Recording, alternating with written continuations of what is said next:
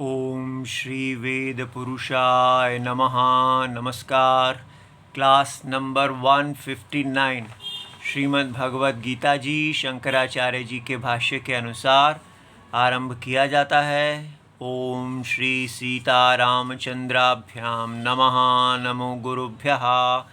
अथ कालदेवताः श्री संवत् 2081 ज्येष्ठ कृष्ण पक्षः चतुर्थी सोमवारः पुष्य नक्षत्रम उत्तरायणम ग्रीष्म ऋतुः। ओम तत्सत् श्री शंकराचार्याय गुरवे नमः। सिंहावलोकनम रिविजन। अच्छा जी।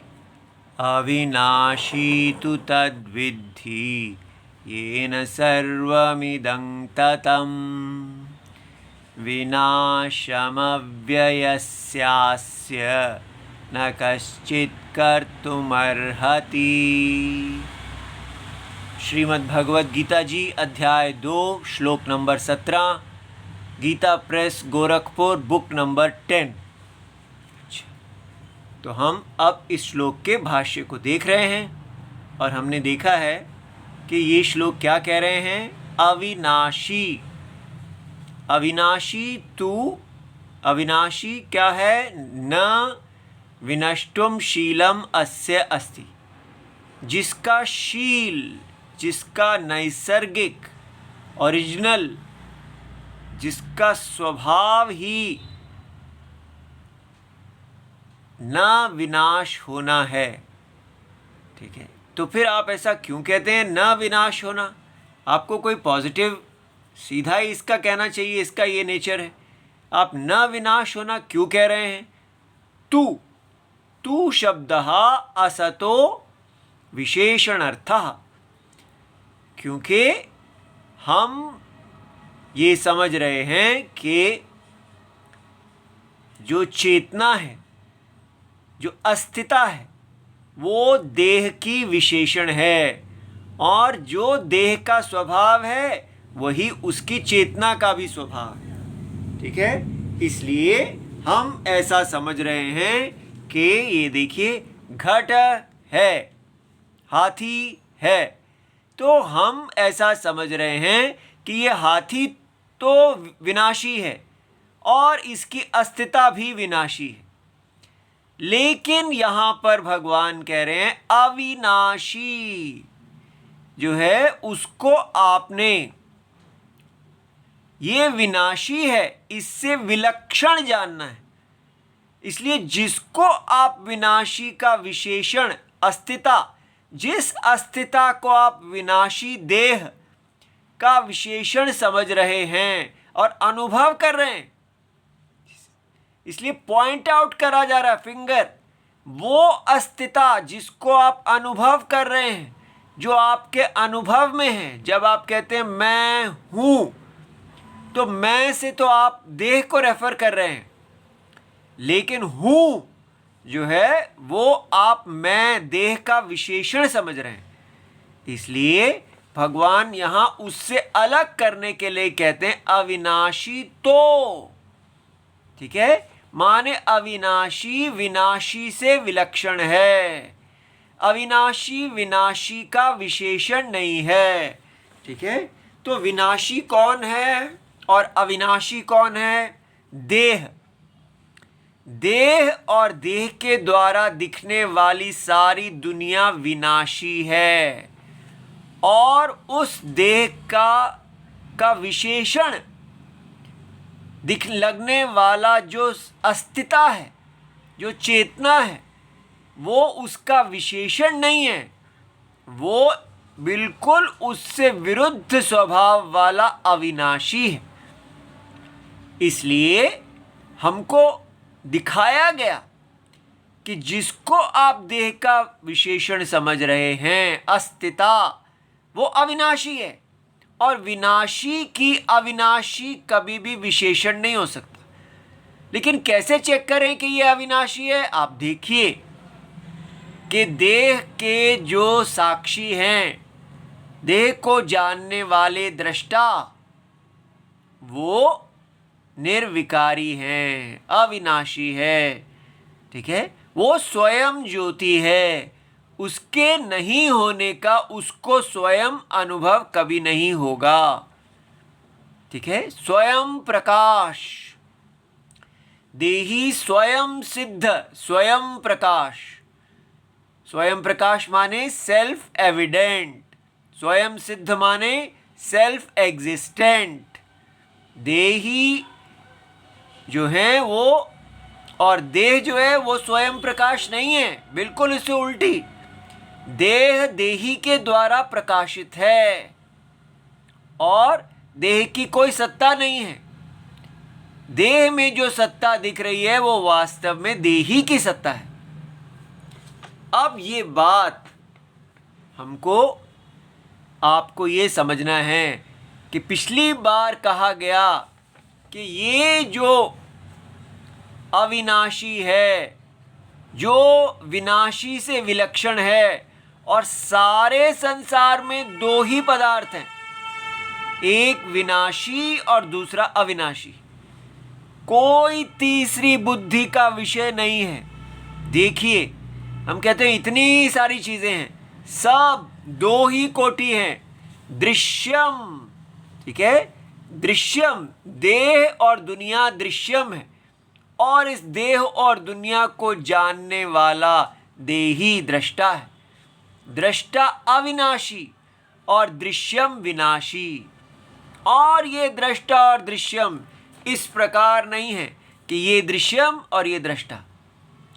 वही अविनाशी अज्ञान में, जब आप अविनाशी को नहीं जानते तो वो अविनाशी अज्ञान के कारण विनाशी नाम रूपों का, विनाश रूपी नाम रूपों के का कारण बन जाता है। बस ये पॉइंट मुझे हमेशा डर लगता है कि आप नहीं समझ पा रहे हैं कि इस अविनाशी जो है, ये अविनाशी विनाशी क्यों देखने लगा, क्यों होने लगा, कहाँ से आ गए ये विनाशी। अविनाशी सत्ता सच्चित, ये जो चेतना है, ये विनाशी की विशेषण कैसे हो गई। बस यही समझना है कि ये जो अविनाशी देही है, जो अनुभव में अविनाशी है, वो देही अज्ञान में अगर उसको नहीं जानते, कोई भी वस्तु जब नहीं जानी जाती तो अज्ञान के कारण वो मिस्टेकन हो जाती है, वो विपरीत ज्ञान का विषय बन जाती है।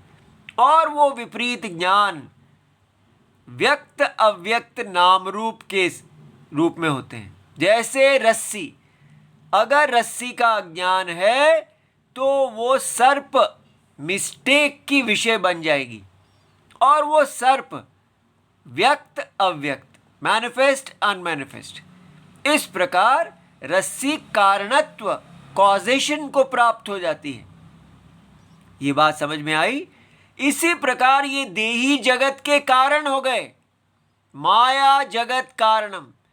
देही सच्चिद रूप है, ठीक है, और ये जब इनके अंदर अज्ञान के कारण नाम रूप, ये सारा जगत नाम रूप है, ये नाम रूप इनके अंदर अज्ञान के कारण दिखने लगा और वो व्यक्त हुआ, तो ये पूरा जगत नाम रूप जिसकी कोई सत्ता नहीं है, उसको देही की सत्ता मिल गई और देही को नाम रूप मिल गए। इस प्रकार सृष्टि बन गई। ये बात आपको समझ में आ रही? सृष्टि तो देही ही सृष्टि के जैसे सृष्टि करता है, सृष्टि धरता है और सृष्टि संहरता। करता तो सृष्टिकर्ता जो है हमने कहा ब्रह्मा जी, और सृष्टि धरता विष्णु, और सृष्टि संहरता महेश। एक ही देही जो निर्गुण है, अकर्ता है, अभोक्ता है, केवल अज्ञान दृष्टि से एक समष्टि देह को प्राप्त कर लेते हैं। वो समष्टि देह ही सृष्टि है, ऐसा यहाँ पढ़ाया जा रहा है। अब आपको ये बात समझनी है कि ये बात जो है, जो यहाँ पढ़ाई जा रही है, वो कैसे हमारा भारत समझ रहा है कि ये फेथ है। ये नॉलेज है ही नहीं। पूरा विश्व हमारी इस भगवत गीता इत्यादि ये सबको फेथ मानता है। फेथ माने क्या? अनवेरिफाइबल विश्वास। क्योंकि यहां पर यह कहा गया उसको जानो, ये न सर्वम इदम जगत ततम, ये सारा जगत जिसके द्वारा व्याप्त है वो देही अविनाशी है। अब इसी प्रकार के स्टेटमेंट्स जो बाइबल इत्यादि हैं वहाँ पर भी पाए जाते हैं। वहाँ भी कहा जाता है कि ये सारा जगत जो है उसमें ओमनी प्रेजेंट, उसमें जो इनके गॉड हैं, वहाँ गॉड का मतलब क्या है? ट्रुथ नहीं, सत्यम नहीं। गॉड का मतलब है कोई एक अति शक्तिशाली अमानव, कोई ऐसा है जो मनुष्य नहीं है किंतु अति शक्तिशाली है और जो इस सारे जगत में सर्वव्यापी है। ठीक है, ओमनी प्रेजेंट तो हमारा शब्द सर्वव्यापी, वहाँ उसको हर जगह रहने वाला ओमनी प्रेजेंट कह दिया। सर्वज्ञ हम कहते हैं वो सर्वज्ञ है, सारा ज्ञान उसका है, तो वहाँ कहा जाता है वो ओमनीशिएंट है, सारा ज्ञान उसका है। ठीक है, हम कहते हैं सर्वशक्तिमान, तो वो कहते हैं ऑल पावरफुल। तो इस प्रकार लगता है कि जैसे दोनों एक ही चीज़ कह रहे हैं, लेकिन दोनों के भेद को समझना जरूरी है। अभी तक नहीं समझा गया, जिसके कारण हमारा ये विद्या भारत में भी एज फेथ हमें कहा जाता है। वर्ल्ड के फेथ्स में कौन क्या क्या आता है, हिंदू और क्रिश्चियन और इस्लाम, ये सबको फेथ के डब्बे में डाला जाता है। हम फेथ नहीं हैं, हम नॉलेज हैं। जैसे ये बात समझ में आ जाएगी कि हिंदुइज्म वैदिक धर्म नॉलेज है, ज्ञान का विषय है, तो इसको साइंस का स्टेटस मिल जाएगा, ये यूनिवर्सल हो जाएगा। और साइंस का स्टेटस मिलते ही ये हमारे भारत में सबको पढ़ाया जाने लगेगा, सब इसको समझने लगेंगे जैसे पहले होता था। और फिर ये हमारा देश में कोई धर्मांतरण नहीं हो पाएगा, क्योंकि हम आत्मा में स्थित होंगे। ये आत्मा, देही आत्मा, सब बच्चे आरंभ काल से ही जानेंगे कि वो देह नहीं है, और ये देह और देह का सारा संसार, दिखने वाला संसार, ये आत्मा की ही माया है। ये सारे शब्दों के अर्थ समझे जाएंगे। लेकिन अभी इसको, इस विद्या को फेथ मान के, बाइबल आदि के साथ क्लब करके कि जैसे वो फेथ है वैसे ये भी फेथ है, तो इसलिए ये विद्या है ही नहीं, नॉलेज नहीं है, ये सार्वजनिक नॉलेज कहलाने के लायक नहीं है। ये तो केवल एक कम्युनिटी का, एक ग्रुप विशेष का फेथ मात्र है। वो ऐसा सोचते हैं, ठीक है, उनके लिए अच्छा है, करने दो। इस प्रकार हमारे देशवासी ही इसको नहीं समझ रहे, हमारे साइंटिस्ट भी नहीं समझ रहे। इसीलिए हमारे भारत में करोड़ों साल से चली आ रही विज्ञान साइंस की परंपरा, जिसमें चरक संहिता आदि के डॉक्टर्स इत्यादि सब हैं, जो वेद को प्रमाण मानने में कोई शर्म नहीं करते थे, जिनके लिए वेद प्रमाण है, नॉलेज है, आत्मा है।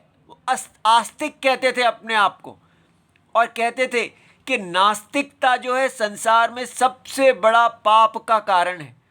स्वयं राम जी भी रामायण में यही कहते हैं, नास्तिकता, अगर व्यक्ति नास्तिक हो जाता है तो उसका हर कर्म पाप कर्म हो जाता है। ठीक है, गो हत्या से भी खतरनाक है नास्तिकवाद।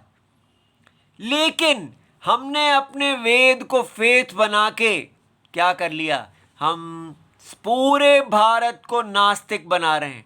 साइंस, ये जो वेस्टर्न साइंस है, ये किसी आत्मा को नहीं मानती, ये केवल प्रत्यक्ष प्रमाण को मानती है।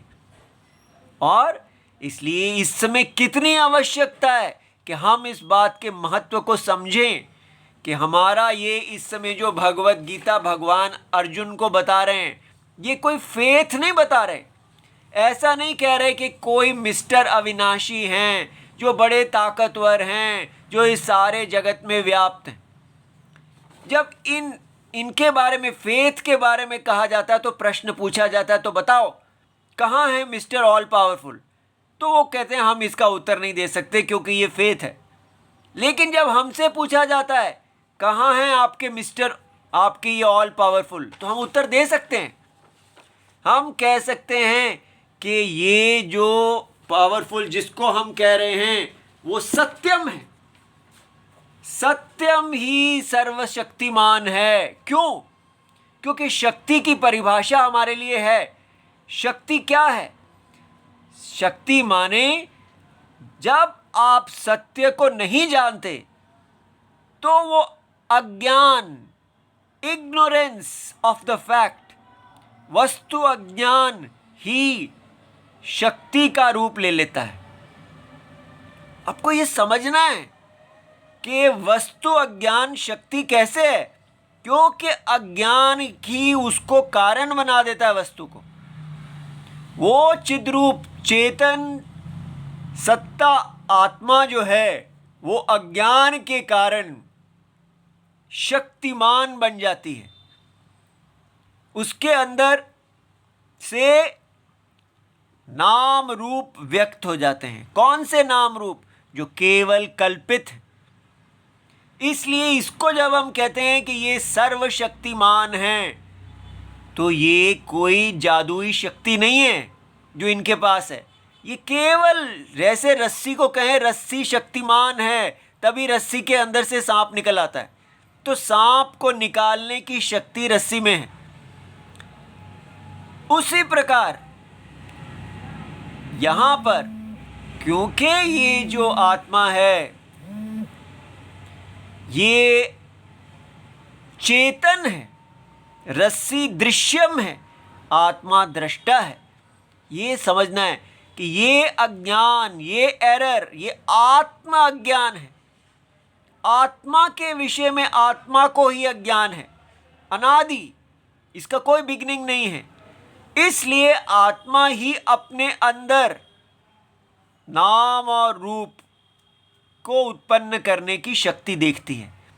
उसका आत्मा का अपने विषय में ही अज्ञान आत्मा को जगत कारणम बना देता है। ठीक है? तो जगत कारणम होने से आत्मा जो है उसके अंदर समष्टि, एक समष्टि शरीर और एक व्यष्टि शरीर बनता है, होल। और होल के अंदर कल्पित पार्ट्स। होल का मतलब असीमित होना चाहिए। ये तो केवल ड्राइंग है, होल को कैसे कोई बना सकता है? लेकिन दिखाने के लिए कि जो सब कुछ है, ऐसा देह, जागृत देह, स्थूल देह जो आप देख रहे हैं, ये सर्वशक्तिमान, पूरी जागृत सर्वशक्तिमान की देह है। इसीलिए कहा जा रहा है यहाँ पर येन सर्वम इदम जगत ततम व्याप्तम। तो कौन है अविनाशी? अविनाशी वो है, ये है पूरा जगत। हम पूरे जगत को एक पुरुष मानते हैं। इसीलिए हिंदू लोग हर जगह, कोई पेड़ हो, कोई नदी हो, कोई पहाड़ हो, चूहा हो, बिल्ली हो, हम सबको प्रणाम करते हैं। हम कहते हैं इन सब में भगवान है। किसी का भी अनादर ना करो, किसी को भी दुख ना पड़ाओ। ठीक है? इसलिए एक बार हनुमान जी को मिलने के, भीम और हनुमान जी मिले, वो दोनों भाई हैं, वायुपुत्र हैं। हनुमान जी ने अपनी पूंछ उनके मार्ग में रख दी और कहा भाई मैं तो बीमार हूँ, आप मेरी पूंछ के ऊपर से निकल जाओ, मैं तो नहीं हटा सकता। तब भीम ने ऐसा कहा, नहीं महाराज, हमने ये शिक्षा प्राप्त की है कि जगत के नारायण हर जगह व्याप्त हैं, इसलिए आपकी पूंछ के ऊपर से मैं पैर लेके नहीं निकाल सकता, आपको इस पूंछ को स्वयं ही हटाना होगा। ठीक है? क्योंकि ये मेरी शिक्षा के विरुद्ध है कि मैं नारायण के ऊपर से पैर निकाल के ले जाऊं। देखिए, तो ये जो हम पूरे जगत को नारायण का देह करके पूजा करते हैं। वो क्यों करते हैं? क्योंकि येन सर्वमिदं जगत व्याप्तम। इसीलिए हम कहते हैं राम जी कण कण में व्याप्त हैं। एक एक डॉट, धूल के एक एक कण में, उसी की ये यहां से, इस मूल से निकला है। येन सर्वमिदं जगत ततम व्याप्तम। ओमिनी प्रेजेंट माने जो सर्वव्यापी है। लेकिन आपको इसके बीच में भेद समझना है। ये आप अनुभव में देख सकते हैं कि ये जो देही है, ये देही आत्मा ही पूरी समष्टि देह को धारण किए हुए है। ये देही आत्मा का एक समष्टि शरीर है और अनंत व्यष्टि शरीर है। व्यष्टि माने छोटे छोटे छोटे शरीर, सीमित शरीर, और समष्टि माने सब कुछ, माने असीमित शरीर। और ये है जगत। इसलिए जगत पुरुष रूप है, ठीक है। और ये पूरा जगत अविनाशी के द्वारा व्याप्त है। ये जगत, ये जो देह है, ये विनाशी है। विनाशी और अविनाशी हर जगह दो बुद्धियां, ये पिछले श्लोक में जो हमने किया, सद्बुद्धि विषय और असत बुद्धि विषय। ये देह जो है ये असत बुद्धि विषय है, और इसके अंदर जो अविनाशी आत्मा है, जो सारे विश्व की आत्मा है, वो अविनाशी आत्मा, सच्चित आनंद रूप आत्मा, केवल सत्ता, इस देह को सत्ता प्रदान कर रही है, ठीक है। इसलिए वास्तव में वो जो सच्चित आनंद रूप आत्मा है, जो आप हैं, जो आपका सत्यम है, ये ज्ञान रूप है, ये फेथ नहीं है। इसलिए इसको अच्छी तरह समझिए। अगर आपने इसको हल्का लिया तो आप भी एक पाप करेंगे। क्या पाप? हमारे साइंटिस्ट ने 300 साल पुरानी एक वेस्टर्न साइंस के साथ नाता जोड़ लिया, और हजारों साल पुरानी जो साइंटिस्ट की यहाँ पर ट्रेडिशन थी, संप्रदाय था, उससे नाता तोड़ लिया। उसके कारण उन्होंने वेद हत्या की, अर्थात एक नास्तिक परंपरा को वो भारत में ले आए। हमारे साइंटिस्ट क्यों नहीं करते ऐसा कि कहें कि नहीं, हमारे देश में हजारों साल से आस्तिक साइंस है, हम अपने आप को आस्तिक साइंस से जोड़ेंगे, हम वेद को प्रमाण मानते हैं। क्यों नहीं वो देखते कि यहाँ पर ये जो आत्मा कही जा रही है, ये तो अनुभव रूप है, प्रत्यक्ष नहीं है तो क्या हुआ, अनुमान से नहीं जानी जाती तो क्या हुआ, पर ये तो स्वयं सिद्ध है। हम अपने आप को कैसे जानते हैं? क्या हम अपने आप को अनुमान से जानते हैं? देह को अनुमान से जानते हैं, प्रत्यक्ष से जानते हैं, लेकिन देही का अनुभव स्वयं सिद्ध है, सेल्फ एग्जिस्टेंट है। लेकिन क्या ये साइंस देख नहीं सकती? लेकिन देख ही नहीं पाएगी, मोहित है। जो अंग्रेजों का उनके ऊपर चढ़ा हुआ है कि वो जो कहते हैं वही साइंस है। ऐसा करने से हमारे देश के साइंटिस्ट वेद हत्या के पापी बन गए, और ये कितना बड़ा पाप है। पूरे देश को उन साइंटिस्ट लोगों ने नास्तिक बना दिया। हर स्कूल में हर बच्चे को ये साइंस पढ़ाई जा रही है, living thing, non living thing. बस ये पूरी सृष्टि क्या है? Living thing, non living thing. ये बात मैंने सेकंड क्लास में सीखी होगी और अभी तक याद है। लेकिन यहाँ क्या बताया जा रहा है? ये लिविंग थिंग जो है, ये लिविंग थिंग जो है और नॉन लिविंग थिंग, ये इसकी सत्ता कहाँ से आई? ये लिविंग कैसे हुआ? इसमें चेतनता और सत्ता जो है वो सत्यम है, और ये जो उसकी देह है ये असत्यम है। असत बुद्धि विषय, सद्बुद्धि विषय। आपको समझ में आ रहा है? साइंस लिविंग थिंग को ही छोड़ देती है और कहती है कि नॉन लिविंग थिंग जो है वो कालांतर में लिविंग बन जाता है, माने चेतना आती जाती है। लेकिन यहां क्या बताया जा रहा है? चेतना अविनाशी है, ठीक है। साइंस कहती है चेतना विनाशी है, आपको अभी मिली है और कुछ जब तक आप जीवित रहेंगे चेतना रहेगी और चली जाएगी। और यहाँ क्या बताया जा रहा है, चेतना अविनाशी है और चेतना केवल आपके शरीर तक ही नहीं है। येन सर्वम इदम ततम, ये सारा जगत चेतना के अंदर है। इसलिए चेतना को ऐसा मत समझना बड़ी मोटी है जो हर जगह फैली हुई है। ये जगत चेतना के अंदर है, अस्तित्व के अंदर है, अविनाशी पुरुष के अंदर है। उसी में आता है, उसी में रहता है और लय हो जाता है। आप इतने बड़े हैं, आपका सत्य इतना बड़ा है। इसलिए इसको जानकर हमें कहा जाता है कि आप इसकी शरण लो। तो कितना बड़ा है, कौन सा ये जगत? तो कहा सद आख्येन ब्रह्मणा स आकाशम।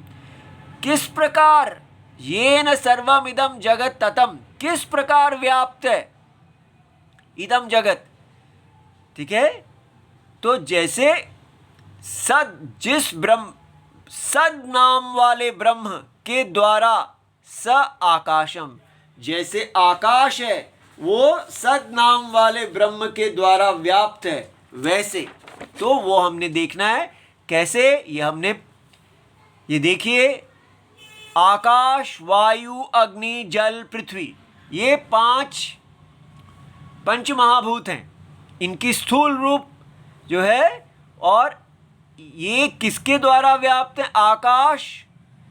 अब इसकी व्याप्ति आपने देखनी है कि ये सारा जो व्याप्ति होती क्या है, कैसे हो जाती है व्याप्ति। व्याप्ति सत्य असत्य में व्याप्त कैसे हो जाता है। एक चीज कभी दूसरी चीज के अंदर नहीं घुस सकती। अगर घुसेगी तो चूहा और बिल वाला कहानी होगी, वो तो दोनों सत्य हैं। लेकिन रस्सी जो है वो काल्पनिक सांप के अंदर व्याप्त है। ये बात समझिए, सत्यम हमेशा कल्पना में व्याप्त होता है। और यही व्याप्ति आपने देखनी है कि कैसे ये जो पृथ्वी है, ये वेद हमें बताते हैं कि पृथ्वी जल के द्वारा व्याप्त है। पृथ्वी कल्पना है। पृथ्वी के 5 गुण हैं, शब्द, स्पर्श, रूप, रस, गंध। हम पृथ्वी को सुन सकते हैं, ठीक है, जब कोई भी शब्द आता है उसमें छू सकते हैं, देख सकते हैं, चख सकते हैं और सूंघ सकते हैं। 5 इंद्रियों से जान सकते हैं। लेकिन जल केवल 4 इंद्रियों का विषय है।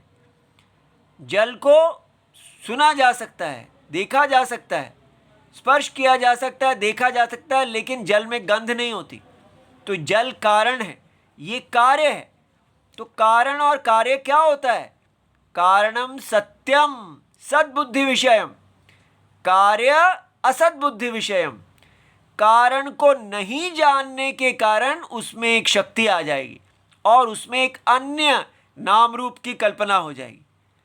तो देखिए ये कैसे एक एक कल्पना करते करते एक नई चीज आती जा रही है। पृथ्वी के लिए जल सत्यम है और जल के लिए अग्नि सत्यम है। अग्नि को नहीं जानने से उसमें जल आ गया, जल को नहीं जानने से उसमें पृथ्वी आ गई। अग्नि के लिए वायु सत्यम है, वायु के लिए आकाश सत्यम है। तो आकाश में वायु कल्पना है। ऐसे उत्तर उत्तर कल्पना। इसीलिए आकाश का 1 गुण साउंड और वायु के 2 गुण, आकाश का एक अपना और एक उसका जो एक्स्ट्रा आया। अग्नि के 3 गुण, ठीक है, शब्द, स्पर्श, रूप। इसी प्रकार जल के 4 और पृथ्वी के 5। ऐसा देखने से हमें समझ में आता है कि वास्तव में यहाँ केवल आकाश है। ये बाकी 4 जो हैं ये आकाश के में ही कल्पना है। और ये सारे 5 जो चाहें ये अपनी अपनी इंद्रियों के द्वारा जाने जा रहे हैं, तो इंद्रियों के द्वारा व्याप्त हैं। इस प्रकार इंद्रियां सत्यम हो गई और उनके विषय कल्पना हो गए। और इंद्रिय मन के द्वारा जाने जा रही है, तो मन सत्य हो गया और उसके विषय कल्पना हो गए। तो फिर बुद्धि मन को जानती है तो मन सत्य हो गया। फिर अव्यक्त, जब सुषुप्ति में ये बुद्धि भी नहीं रह जाती, केवल शुद्ध कारण अवस्था रह जाती है, तो कारण अवस्था सत्य हो गई। लेकिन उस कारण अवस्था का भी साक्षी है ब्रह्म। ये है सदाख्य ब्रह्म सद्बुद्धि विषयम। ये इसके आगे और कुछ नहीं है, इसका कोई साक्षी नहीं है। ये सबको व्याप्त है, लेकिन ये किसी के द्वारा व्याप्त नहीं। ये ज्ञान का विषय है, ये फेथ नहीं है, ये ज्ञान है, ये परम सत्यम है, ये श्री कृष्ण है और यही अर्जुन है। इसलिए अविनाशी ये है और ये बाकी सब कुछ विनाशी है। अविनाशी अज्ञान काल में विनाशी का विशेषण दिखेगा। इसलिए अपने अंदर जो आप सत्ता देख रहे हैं, बस आपने इतना ही करना है कि अविनाशी और विनाशी को अलग करो। केवल दो ही शब्द आपको चाहिए। देखो विनाशी क्या है, अविनाशी क्या है, विनाशी क्या है, अविनाशी क्या है। अविनाशी जो है वो सत्यम है, विनाशी जो है वो मिथ्या है। इस प्रकार आप असंगत्व को प्राप्त कर लेते हैं, इस जगत के माया को समझ जाते हैं और इसके मोह से निकल जाते हैं। ये बात समझ में आ रही है कि ये न सर्वम इदम ततम, इसको समझते ही व्यक्ति मुक्त हो जाता है इस मोह से, जो सबसे बड़ा हमें गिराने वाला है। मोह से मुक्त होके भगवान की शरण लेके हम धर्म करने योग्य हो जाते हैं। ओम नमो भगवते वासुदेवाय इति सर्वम शिवम प्रणाम।